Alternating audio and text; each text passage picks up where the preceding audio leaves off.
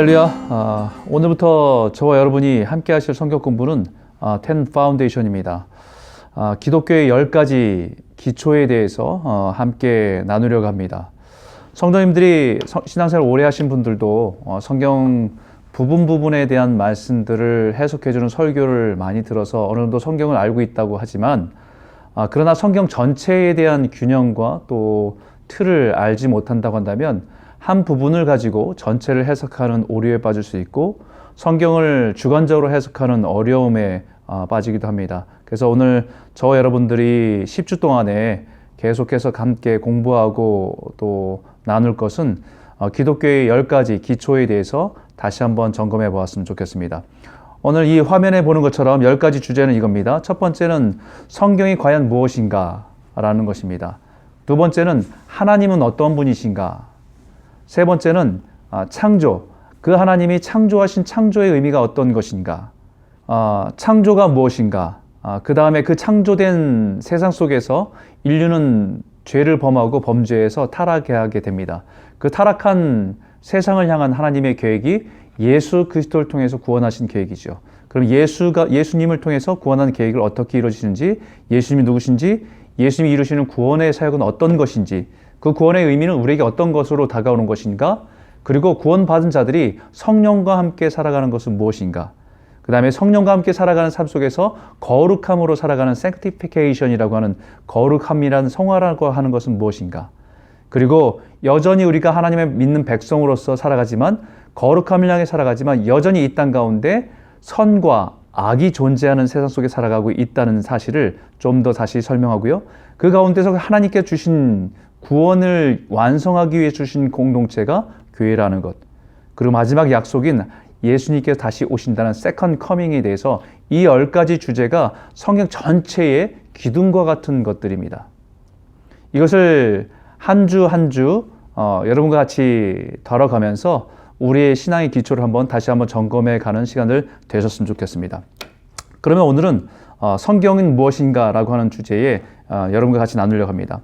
성경을 여러분은 어떻게 다루십니까? 어떤 분들은 잠이 안 오면 졸릴 때 성경 읽는다 라고 하는 분도 있고, 또 어른들, 예전에 우리 아버지 세대의 어른들 목사님 같은 경우에는 그런 신자들을 가지고 뭐라고 했냐면 툭탁 신자다라고 했습니다. 왜 툭탁 신자냐면 주일날 예배 드리고 성경을 가지고 와서 성경 읽고 그 다음에 차 뒤편에다 던져놨다가 먼지가 일주 동안 한참 쌓이고 나면 또 주일 가면 그것을 툭탁 털고 이 성경책을 툭탁 털고 가서 교회 예배 드린다고 해서 그때 말로는 툭탁 신자라고 얘기했던 기억이 납니다. 적어도 우리가 성경은 1년에 한 번 정도는 읽어야 되지 않을까.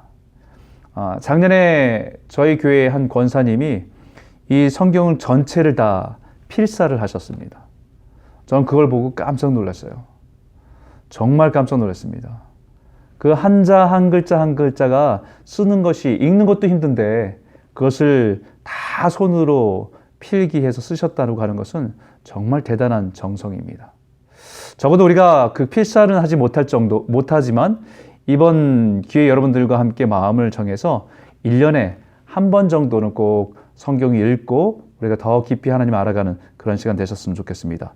이 특별히 10 파운데이션을 하는 동안에 여러분 성경을 같이 읽어가면서 조금 더 깊이 성경을 알아가는 시간 되셨으면 좋겠어요. 한국의 신천지로 인해서 굉장히 많은 어려움이 있었고, 특별히 세상 사람들조차도 이제 신천지가 무엇인지를 좀 알게 되는 계기가 됐습니다. 신천지가 교회를 참 어렵게 했던 시간들은 꽤 됐는데 신천지와 같은 피해가 엄청납니다. 이 신천지에 빠진 사람들이 사실은 왜 신천지에 빠질까라고 하는 질문도 있지만 그 사람들이 빠진 것은 성경을 제대로 알지 못했기 때문입니다. 신천지에 빠진 사람들을 다시 그들을 상담하면서 다시 그들을 회복하는 프로그램에 또 그들을 돕는 사역을 하시는 분들이 한 가지를 분명히 얘기합니다. 뭐냐면 그들이 기독교가 무엇인지를 잘 몰랐기 때문에. 그 다음에 그들을 상담해서 회복하는 프로그램의 가장 중점적인 것은 뭐냐면 기독교가 무엇인지에 대해서 균형 잡힌 견해를 갖게 하고 이해하게 하는데 가장 중심으로 주안점을 두고 가르친다고 얘기합니다. 오늘부터 같이 나누고 싶은 것은 기독교 10가지 기초입니다. 그 중에서 성경에 대한 말씀을 같이 나누려고 하는데 제일 중요합니다.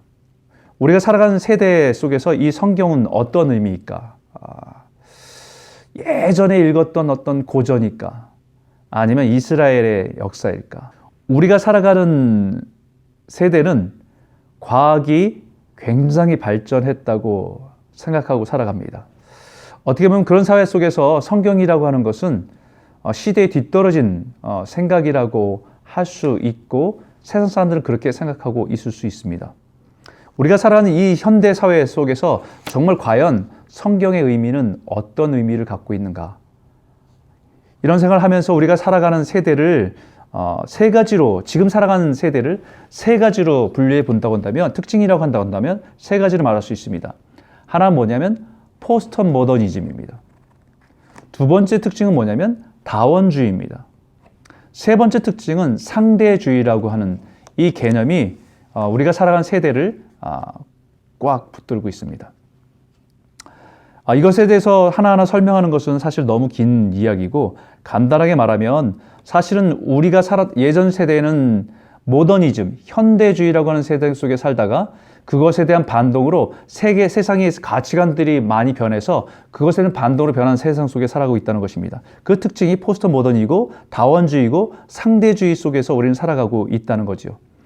예전에는 저희가 어렸을 때는 흑백 논리였습니다. 나와 다르면 틀린 거였어요. 그래서 공산주의, 민주주의, 극과 극으로 나눠져 있었고 이념과 이념이 대립했었고 또 거기에 대해서는 내가 나와 똑같지 않으면 틀렸다라고 하는 어떤 그런 갈등들이 굉장히 많이 존재했던 세대입니다. 그러나 그것이 한 문화 속에서 세대를 걸러오면서 변했고 이제는 그거보다 더 중요한 것은 뭐냐면 절대적인 것은 없다. 모든 것이 다 상대적인 것이다. 그래서 종교도 다원주의라고 하는 것은 뭐냐면 결국은 종교는 다 같지 않는가? 결국은 신을 향한 꼭대기로 올라가다 보면 같은 신을 생각하고 있는 그런 접근이 아닌가라고 하는 것들인데 그것이 얼마나 위험한 것인지를 우리는 알아야 됩니다. 이 현대사회의 포스트 모더니즘, 다원주의, 상대주의라고 하는 것의 가장 중요한 가치는 화합과 관용이라고 하는 키워드입니다. 여기에 상대주의, 너도 옳고 나도 옳고 다른 사람도 옳고라고 하는 그 다양성을 인정해 주는 건 좋지만 이 사회 속에는 절대적인 것을 인정하지 않는 사회가 됐다는 것을 말씀하고 있는 거죠. 사실 이것이 다 나쁘다고만 할 수는 없습니다. 왜냐하면 믿음을 가진 우리들에게도 유익한 것을 깨닫게 해주는 변화가 있었기 때문입니다. 그 변화가 뭐냐면 서로의 다양성을 인정하기 시작했다는 것입니다. 예전에는 장로교는 감리교를 이단화시켰고 교단 안에서 교파별로 서로가 다르게 생각하고 틀렸다라고 얘기했었는데 이제는 그것이 아니라 서로가 다른 견해가 있고 갈등하지만 우리에겐 본질적으로 같은 부분이 있다라고 하는 어떤 공통적인 부분과 다른 것들을 인정하는 세대로 살고 있다는 것입니다.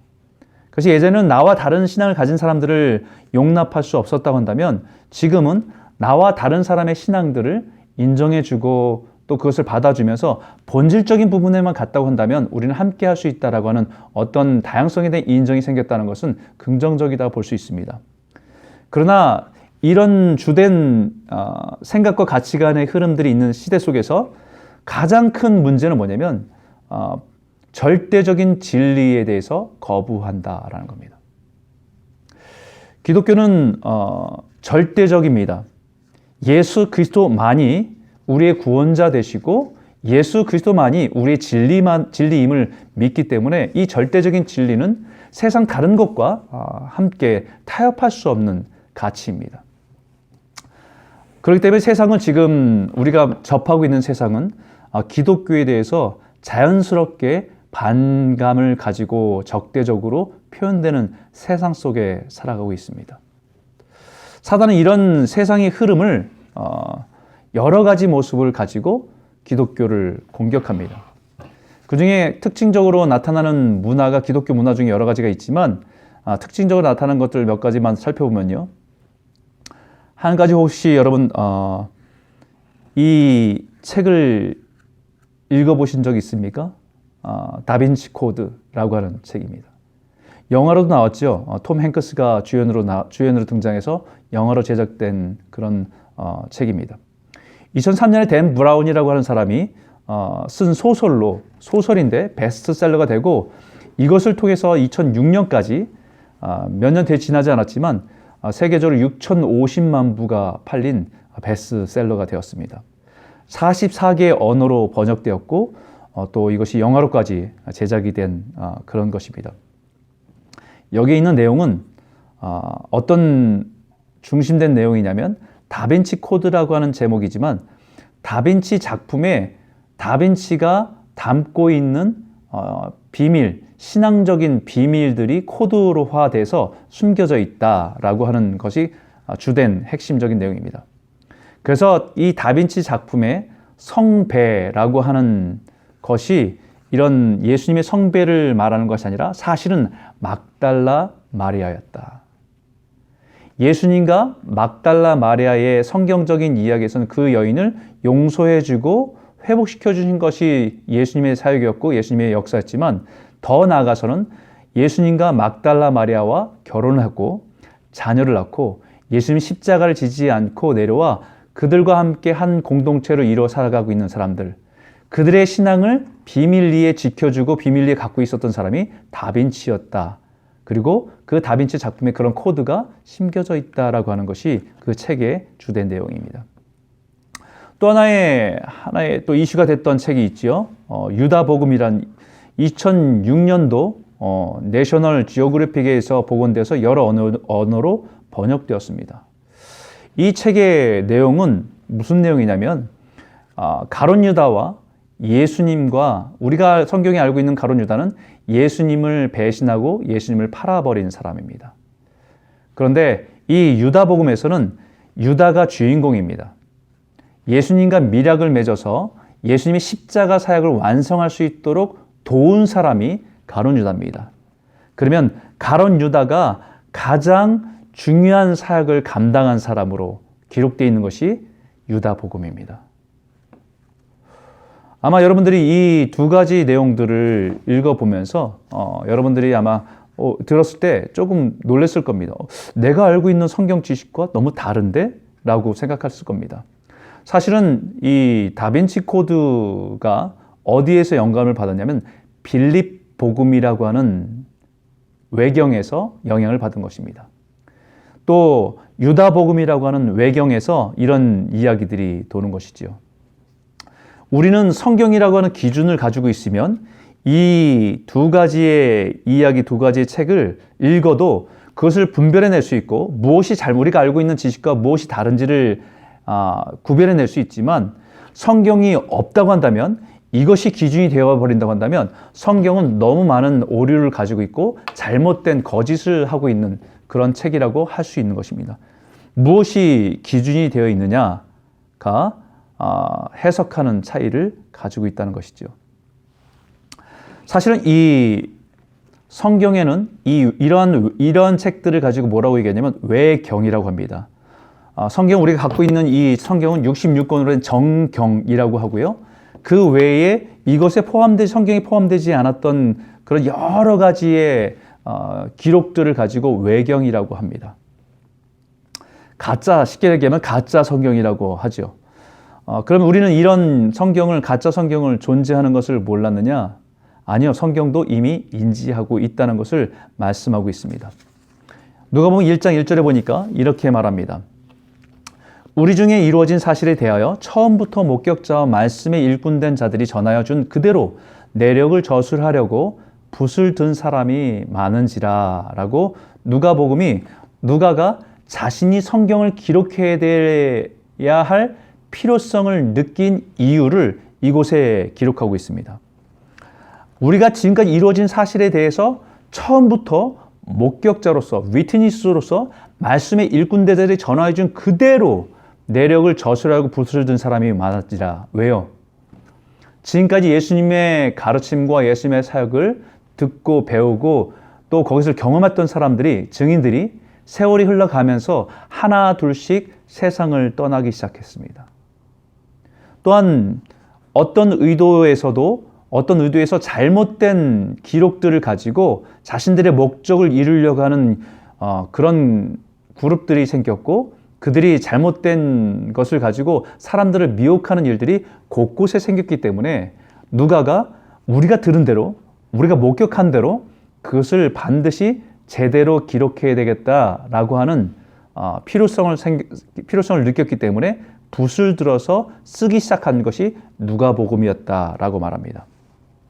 성경을 기록한 누가복음을 기록한 첫 번째 이유가 증인들의 점점 더 그 예수님의 사역을 봤던 증인들이 사라지고 있다는 겁니다. 죽어가고 있다는 거죠. 점점 더 남는 사람들이 얼마 없다는 겁니다. 위기감을 느낀 겁니다. 두 번째는 진리에 대한 왜곡되는 일들이 너무 많이 있어서 진리임을, 이것이 기록된 것임을 남겨야 되겠다 하는 필요성을 가지고 누가복음을 기록했다라고 말씀하고 있습니다. 이런 그 당시에 이런 어려움들이나 이런 위험들을 성경 곳곳에서 이제 표현하고 있는데, 첫 번째는 요한 2서 1장 7절과 7절에 보게 되면 이렇게 말합니다. 미혹하는 자가 세상에 많이 나왔나니 이는 예수 그리스도께서 육체로 오심을 부인하는 자라. 이런 자가 미혹하는 자요 적그리스도니라고 얘기합니다. 예수 그리스도의 육체에 오심을 부인하는 자다. 예수님의 인성과 신성을 부인하는 자다. 그런 사람들이 나타나서 이것을 예수님의 진리를, 하나님의 복음을 왜곡시키는 사람들이 많이 나타나 사람들을 미혹시키는 일들이 많다라고 하는 것 때문에 요한 1서에 그 위험을 경고하고 있고, 유다서 1장 3절과 4절에 보게 되면 사랑한 자들아, 우리가 일반으로 받은 구원에 관하여 내가 너희에게 편지하려는 생각이 간절하던 차에 성도에게 단번에 주신 믿음의 도를 위하여 힘써 싸우라는 편지로 너희를 권하여야 될 필요를 느꼈노니 이는 가만히 들어온 사람 몇이 있습니다. 그들은 옛적부터 이 판결을 받기로 미리 기록된 자니 경건하지 아니하여 우리 하나님의 은혜를 도리어 방탕한 것으로 바꾸고 홀로 하나이신 주제 곧 우리 주 예수 그리스도를 부인하는 자니라. 그러니까 세상에 미혹하는 사람들이 교회 공동체 안에 들어왔고 신앙의 공동체에 들어와서 사람들을 헷갈리게 하고 사람들을 미혹한다는 것입니다. 그래서 그것에 대해서 우리가 갖고 있는 진리를 붙들고 힘써 싸우라라고 권면하고 있다는 겁니다.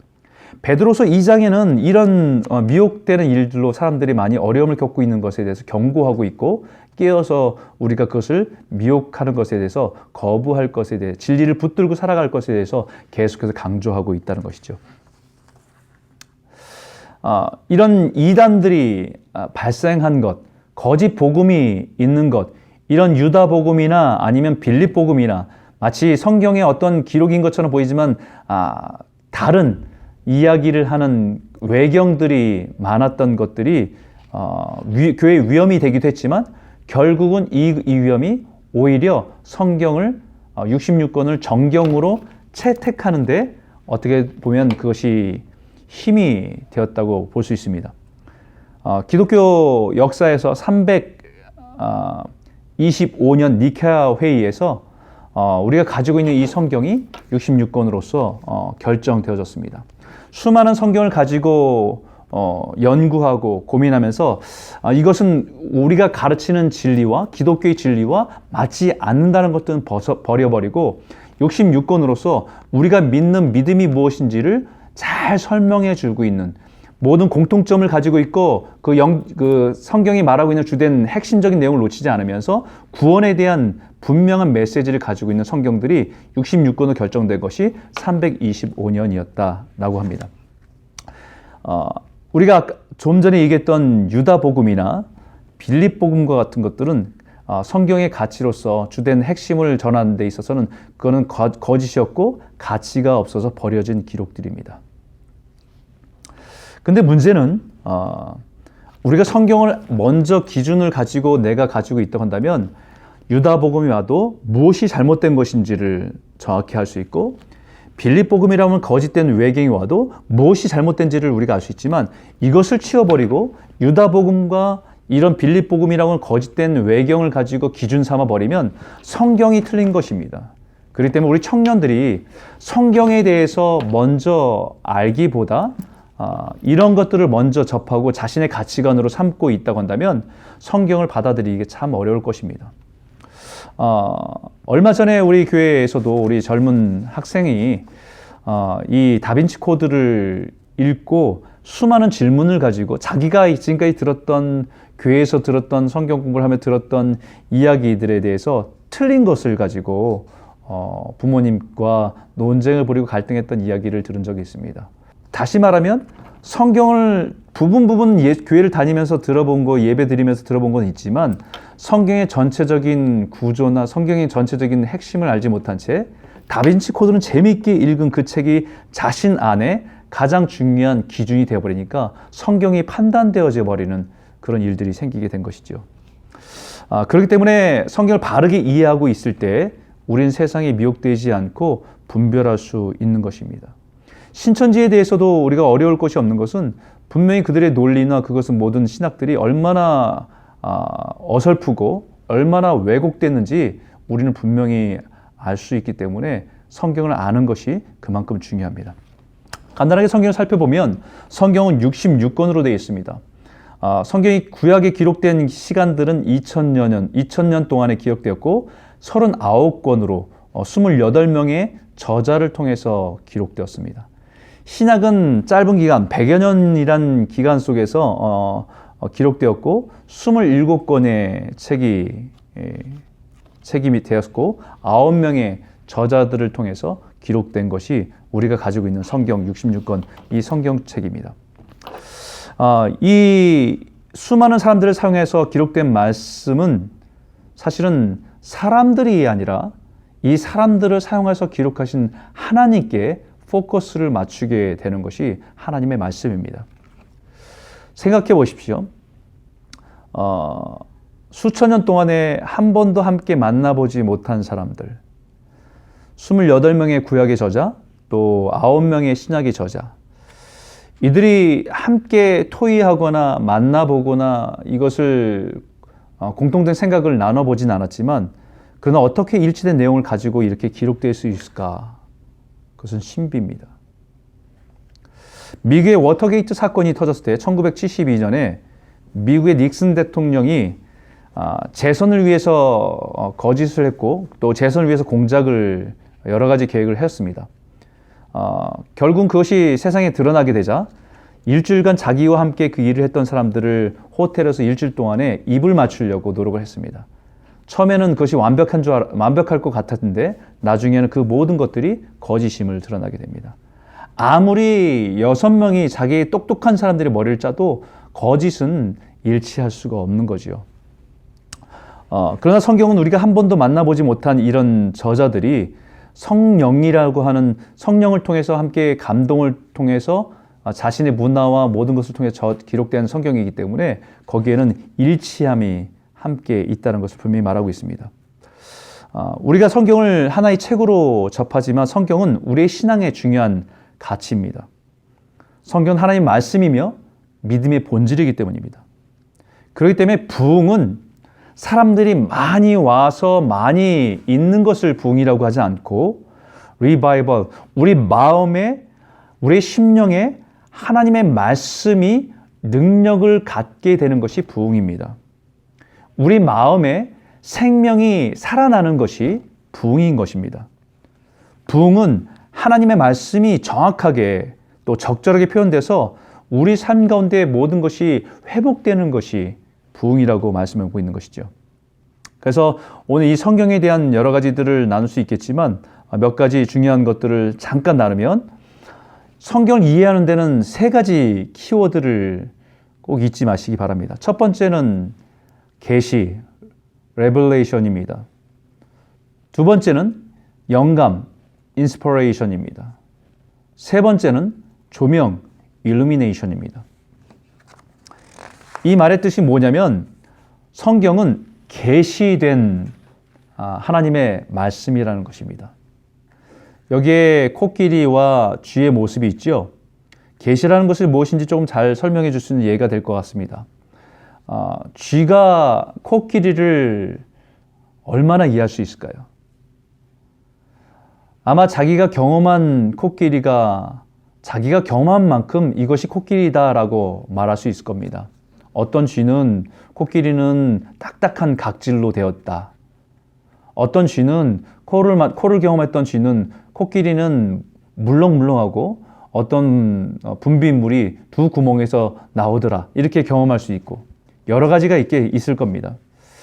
근데 코끼리와 친구가 된 쥐가 있다고 한다면 조금 더 코끼리에 대해서 이해할 수 있을 겁니다.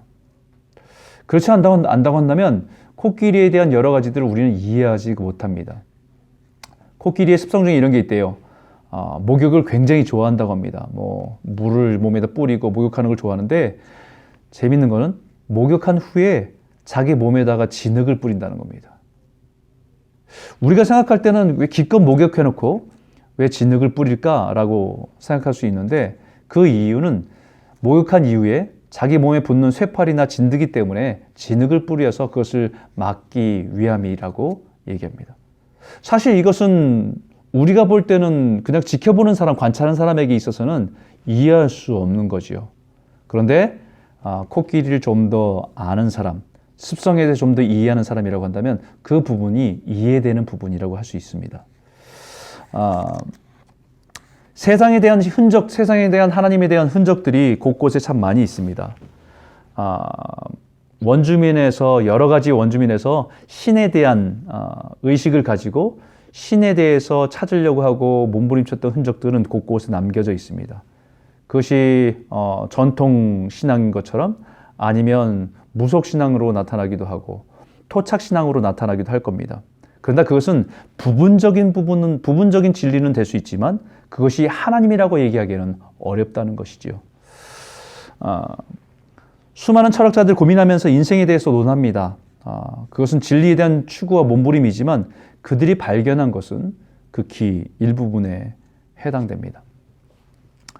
여러분, 한 사람을 알 수 있는 여러 가지 방법이 있죠. 한 사람에 대해서 누군가를 이렇게 집중적으로 따라다니면서 그 사람의 습관이나 그 사람의 행동이나 이런 걸 지켜보면서 그 사람이 어떤 사람이라고 알 수 있는 방법도 있을 겁니다. 근데 그것이 다 그 사람에 대해서 알 수 있는 걸까요? 그 사람이 무슨 생각을 하는지, 무슨 아픔과 눈물이 있는지 잘 모를 겁니다. 그러나 진짜 알 수 있는 것은 그 사람의 자신의 생각과 자신의 내면의 고민을 적어 놓은 일기를 본다고 한다면 아마 가장 많이 그 사람을 이해할 수 있는 부분이 될 겁니다. 쉽게 얘기하면 성경의 계시라고 얘기하는 것은 하나님이 이 성경을 통해서 우리에게 하나님의 생각과 하나님의 뜻과 하나님의 계획을 revealed 하신 겁니다. 우리에게 계시해 주신 겁니다. 이것을 통해서 우리는 하나님을 자연 속에서 알아가고 경험 속에서 알아가는 것은 한계가 있지만 하나님 스스로가 우리에게 하나님에 대해서 열어주시고 말씀해 주신 것이 성경이다 라고 하는 것이 계시라고 하는 부분이죠. 그래서 성경이 이렇게 말합니다. 에스겔 38장 23절에 이같이 내가 여러 나라의 눈에 내 위대함과 내 거룩함을 나타내어 나를 알게 하리니 내가 여호와인 줄을 그들이 알리라. 분명히 성경에서 말하고 있는 것은 내가 그들에게 내 위대함과 내 거룩함을 나타내어 보여주겠다라고 합니다. 그래서 그들이 하나님을 알게 하겠다. 이것이 계시입니다. 로마서는 이 계시에 대해서 더 구체적으로 이렇게 말씀합니다. 이는 하나님을 알만한 것이 그들 속에 보임이라. 하나님께서 이를 그들에게 보이셨느니라.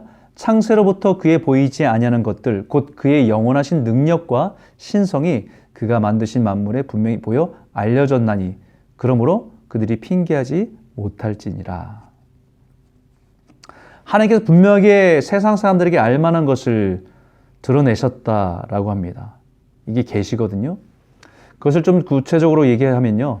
계시에는 일반 계시와 특별 계시로 나누어집니다.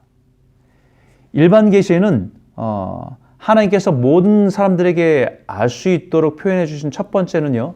자연입니다.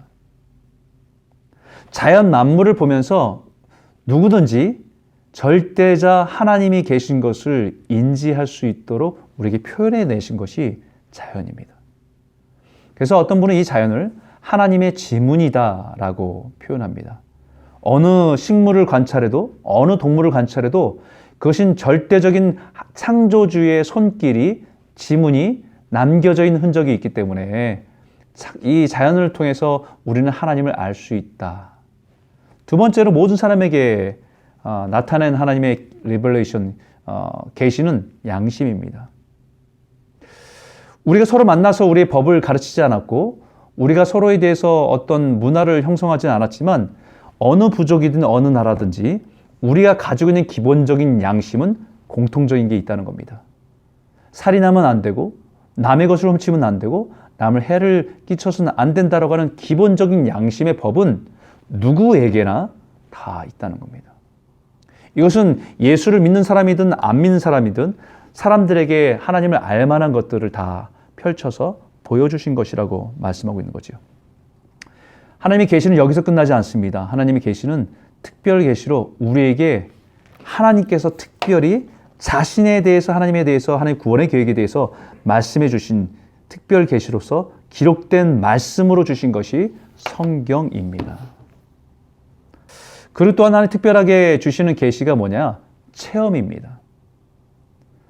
하나님이 계시다는 어떤 사람은 꿈에서 만나기도 하고 어떤 사람은 환상을 통해서 직접 자신의 인생에 찾아오신 하나님을 만나기도 하는 그런 일들이 예수 믿는 사람들 가운데 일어나기도 합니다. 근데 중요한 것은 이 특별 계시에 성경과 체험이 있지만 언제나 체험은 성경으로 해석되어져야 된다는 겁니다. 체험과 성경이 자신의 중심적으로 자기가 경험한 것이 중심이 되어버리면 안 된다는 거죠. 성경은 하나님의 뜻과 계획을 우리에게 말씀해 주신 하나님의 계시이기 때문입니다. 그만큼 성경은 우리에게 너무 중요한, 신앙의 중요한 부분이라 말씀할 수 있는 겁니다. 그래서 성경은 그러면 신뢰할 만한 책인가? 신뢰할 만한 책이라고 하는 외적인 증거가, 다양한 증거가 있습니다. 성경은 역사적인 책이고 역사학적으로도 고고학적으로도 성경에 있는 기록들에 대해서 증거들이 넘쳐납니다. 노아의 방주의 사건이 어느 한 나라에 있었던 신화가 아니라 이것에 대해서 터키의 아라랏산이라고 하는 그곳에 그 증거들을 가지고 연구하고 있는 증거도 있고, 또 모세가 홍해를 가르고 건넜던 그 홍해의 그 증거들이 지금 사우디아라비아 쪽에도 자료가 넘쳐납니다. 두 번째, 내적인 증거는 성경은 굉장히 독특한 책이죠. 저자들이 물론 성령님이 중심이고 각 세대의 저자들을 통해서 성경을 기록했지만 그 사람들의 직업과 교육 수준이 다름에도 불구하고 성경은 동일한 이야기를 하고 있다는 겁니다. 핵심과 내용이 일치하고 있다는 거죠. 또한 성경은 이 성경을 통해서 수많은 사람들이 인포메이션을 얻는 것이 아니라 이 책은 사람을 변화시키는 능력이 있는 책입니다. 어떤 분은 성경을 읽다가 자신의 중독이 끊어지기도 하고 어떤 분은 성경을 읽다가 자신이 가지고 있던 질병이 해결되기도 하고 하나님을 만나기도 하는 하나님의 능력 가운데 주신 그런 수많은 증거들을 가지고 있는 책이 성경이다. 이것 외에도 성경에 대한 증거는 예수님이 직접 증명하십니다. 예수님이 이 땅에 오셔서 사역을 하고 가르치는 가운데 계속해서 인용하셨던 말씀은 구약에 있는 말씀입니다. 구약에 있는 말씀을 가지고 그 말씀이 어떻게 자신의 삶을 통해서 이루어졌는지, 하나님의 약속이 어떻게 신실하게 이루어졌는지 예수님은 구약에 있는 말씀을 진리임을 증거하고 계셨다는 거죠.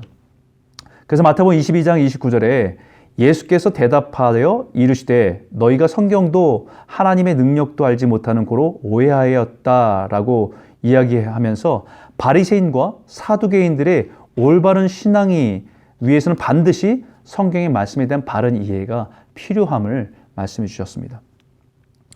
마태복음 5장 18절에 진실로 너희에게 이르노니 천지가 없어지기 전에는 율법의 1.1획도 결코 없어지지 아니하리라고 다 이루리라고 말씀하셨어요.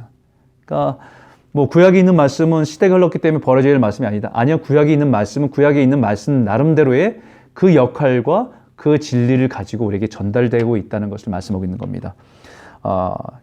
율법의 1.1획도 결코 없어지지 아니하리라. 성경의 유일한 권위를 인정하고 계셨고 성경이 하나님의 말씀임을 강조하셨습니다. 마태복음 7장 13절에도 너희가 전한 전통으로 하나님의 말씀을 폐하며 또 이 같은 일을 많이 행하는구나라고 그들에게 말씀하듯이 전통보다 중요한 것이 하나님의 말씀인 것을 다시 한번 강조하고 있다는 겁니다. 또한 성경 그 자체로도 우리에게 그 성경 자체가 성경의 진리임을 증명하고 있다는 것입니다. 누가복음 24장 44절에 보면 또 이르시되 내가 너희와 함께 있을 때에 너희에게 말한 바 곧 모세의 율법과 선지자의 글과 시편에 나를 가리켜 기록된 모든 것이 이루어져야 하리라 한 말이 이것이라. 구약에 있는 말씀은 예수 그리스도를 향해서 있습니다. 예수 그리스도를 통해서 이루어졌음을 말씀해주고 있습니다. 예수 그리스도에 대해서 집중적으로 가르치고 있는 것이 구약의 말씀이었다는 것을 강조하고 있는 것이지요. 베드로후서 3장 16절에 또 모든 편지에도 이런 일에 관하여 말하였을 때 그 중에 알기 어려운 것이 더러 있으니 무식한 자들과 굳세지 못한 자들이 다른 성경과 같이 그것을 억지로 풀다가 스스로 멸망에 이르느니라. 성경에 아직 해석되지 않고 좀 어려운 것들은 그것을 억지로 풀다가 오히려 올무에 걸리고 오히려 어려움에 빠진 사람들에 대한 이야기가 굉장히 많이 있습니다. 이단들의 이야기고 어느 균형을 치우친 사람들의 해석이라고 말할 수 있습니다. 또한 성경에 신뢰할 만한 것이다라고 하는 것은 성경 역사, 교회의 역사가 증명합니다. 사도의 권위로서 사도의 가르침과 사도의 진리를 가르치고 있는가? 수많은 외경들이 있을 때에 그것이 진짜인가 가짜인가를 증명할 수 있는 것은 당시에 살았던 사도들이 그것을 분별해내면서 이것은 예수님의 가르침과 틀리다 라고 하는 그들의 기준을 가지고 사도의 권위와 가르침과 진리를 가지고 분별했기 때문에 우리들에게는 지금 우리에게 남겨진 이 성경은 신뢰할 만하다라고 하는 것을 말씀할 수 있습니다. 이 말씀과 같이 한번 읽어보지요. 이사야서 40장 8절입니다. 풀은 마르고 꽃은 시드나 우리 하나님의 말씀은 영원히 서리라.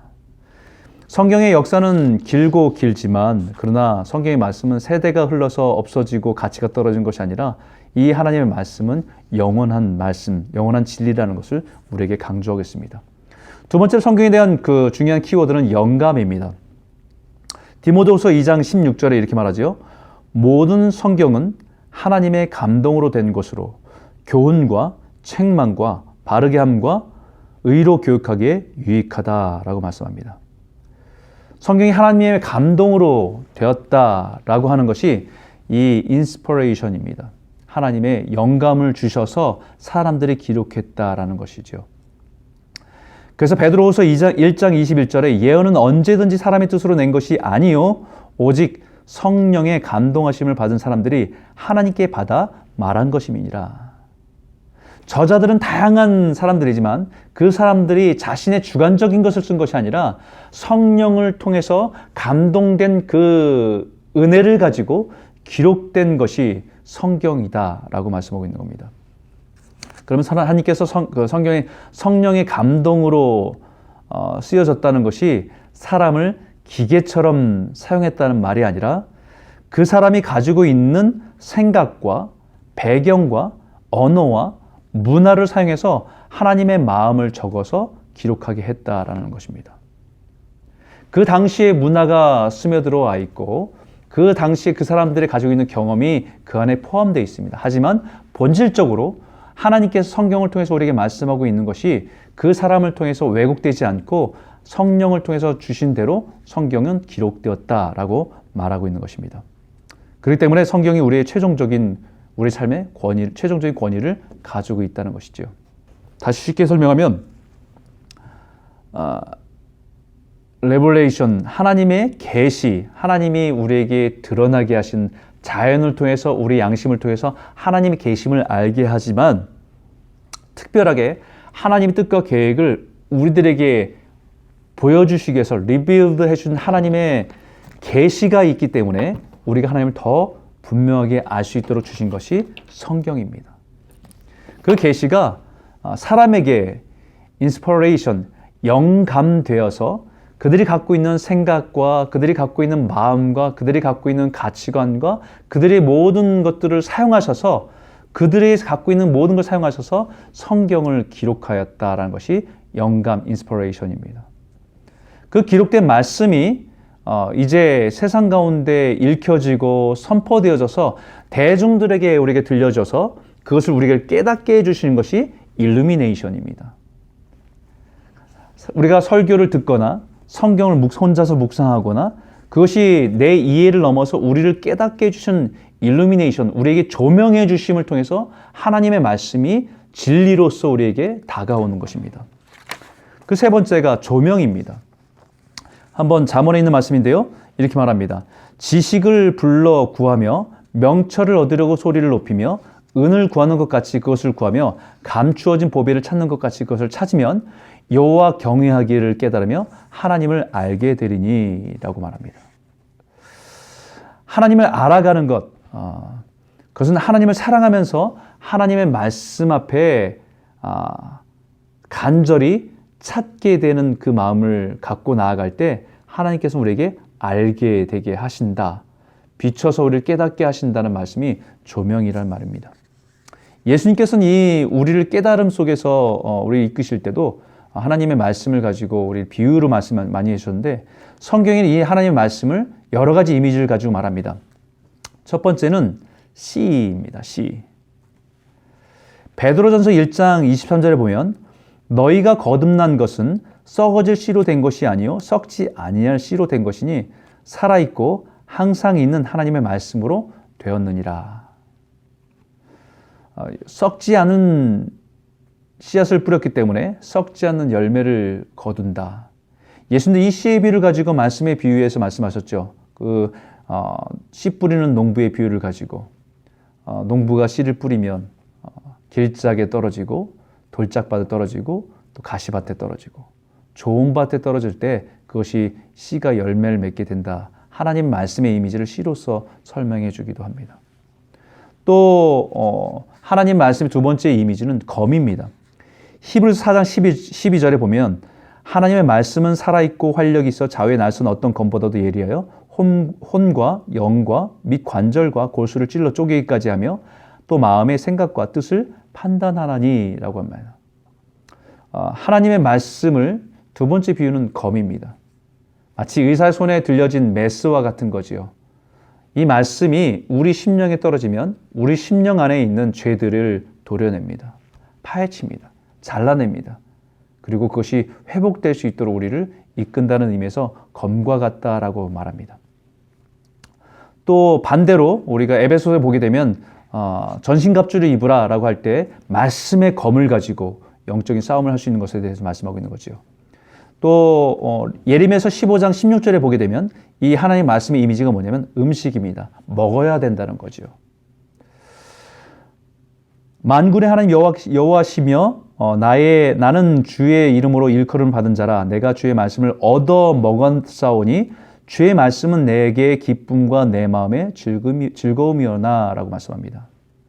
예수님 말씀에도 사람이 떡으로만 살 것이 아니요 하나님의 입으로 나오는 모든 말씀으로 살 것이라 라고 말씀하듯이 하나님의 말씀은 먹어야 되는, 우리가 음식을 먹으면서 매일매일의 삶을 영위해 나가는 것처럼 하나님의 말씀이 우리 안에 두루와 양식이 될 때 우리 영의 사람은 살아갈 수 있음을 얘기하고 있는 겁니다. 또 말씀의 비유는 네 번째로 예레미야서 23장 29절에 망치와 불입니다. 여호와의 말씀이니라 내 말이 불같지 아니하냐 바위를 쳐서 부스러뜨리는 방망이 같지 아니하냐라고 말씀합니다. 이것은 우리 삶에 견고한 것, 또 고집 있는 것, 우리 안에 쓴뿌리가 있는 것, 단단하게 굳어져 버린 것, 그것은 하나님의 말씀으로 망치가 되어서 우리 마음을 부서뜨릴 때에 깨지고 부서져서 우리가 부드러운 마음으로 주님께 나올 수 있는 하나님의 도구로서 하나님의 말씀으로 사용하실 때가 있다는 것이죠. 다섯 번째는 거울입니다. 거울. 야고보서 1장 23절에서 25절에 보니까 누구든지 말씀을 듣고 행하지 아니하면 그는 거울로 자신의 생긴 얼굴을 보는 사람과 같아서 제 자신을 보고 가서 그 모습이 어떠했는지를 곧 잊어버리거니와 자유롭게 하는 온전한 율법을 들여다보고 있는 자는 듣고 잊어버린 자가 아니요 실천하는 자니 이 사람은 그 행하는 일에 복을 받으리라. 거울이란 말씀은 우리가 날마다 하루를 시작하기 전에 아침에 샤워를 하고 거울을 보면서 자신 안에 더러운 것들이 있는지를 확인하고 밖으로 나가서 생활하는 것처럼 하나님 말씀은 우리의 영의 거울이어서 우리의 말씀으로 우리 자신들을 보는 겁니다. 우리의 허물과 우리의 죄악과 우리의 연약함들을 보면서 그것들을 하나님 앞에서 온전해지기를 원하고 깨끗해지기를 바라고 깨닫고 주님의 은혜를 구하며 살아갈 수 있도록 하나님 말씀이 우리에게는 거울로 주신 거라고 말씀하고 있는 것이죠. 그래서 성경은 정확한 사용이 필요합니다.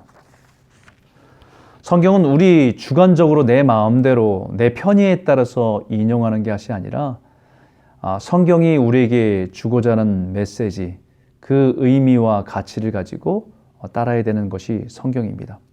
그래서 성경을 처음 접하는 첫 번째 태도는요, 우리의 믿음과 성령을 의지하는 겁니다. 성경이 우리 삶의 기준되고 능력이 되고 또 성경이 우리의 모든 것이 됨을 믿고 반드시 성령께서 이 말씀을 통해서 우리에게 깨달음을 주고 우리를 인도하실 것이라고 하는 확신 속에 서는 것이 믿음과 성령으로 나아가는 것이죠. 성경은 성경으로 해석되어야 됩니다. 성경을 여러 가지로 자신의 주관적인 해석이 아니라 성경은 성경이 해석하게 되어 있습니다. 그 해석의 첫 번째는 신약의 조명 아래 구약을 봐야 한다는 사실입니다. 구약과 신약의 차이가 뚜렷합니다. 어떻게 보면 구약은 굉장히 잔인한 모습들도 많이 나타나고 또 우리가 보기에는 너무 사랑의 하나님이 아니라 공의의 하나님인 것, 그분만 극단적으로 강조된 것처럼 보이지만 그러나 신약의 완성을 위해서 신약의 예수 그리스도를 바라보는 그 관점에서 구약의 역할을 하는 것입니다. 신학적인 관점을 잃어버린 채 구약만을 가지고 우리의 신앙을 판단하고 정의를 내린다고 한다면 굉장히 무서운 말씀이 될 수 있기 때문입니다. 상황과 배경을 이해해야 됩니다. 상황과 배경을 이해하지 못하면 우리는 오해할 수 있는 상황들이 많이 있습니다.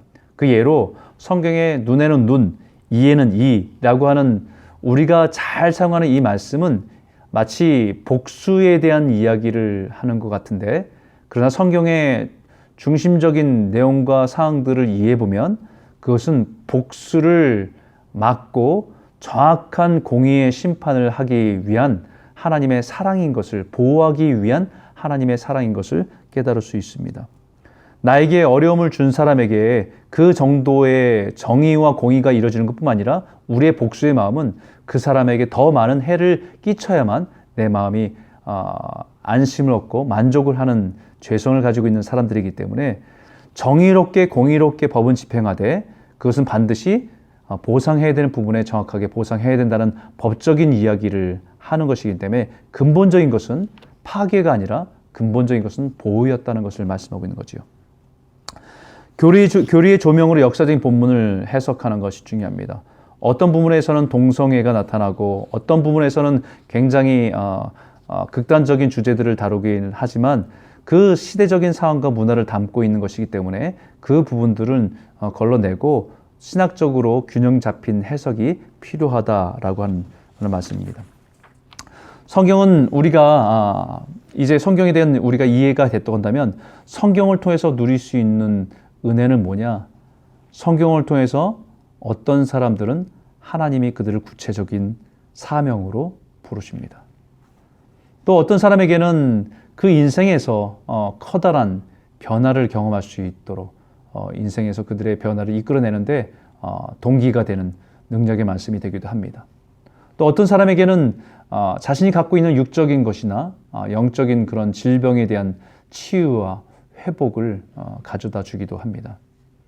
또 우리가 여러 가지 상황 속에서 만나는 수많은 두려움 속에 근심과 걱정 속에 하나님의 말씀은 소망을 갖게 하고 또 위로를 얻게 하는 능력의 말씀입니다.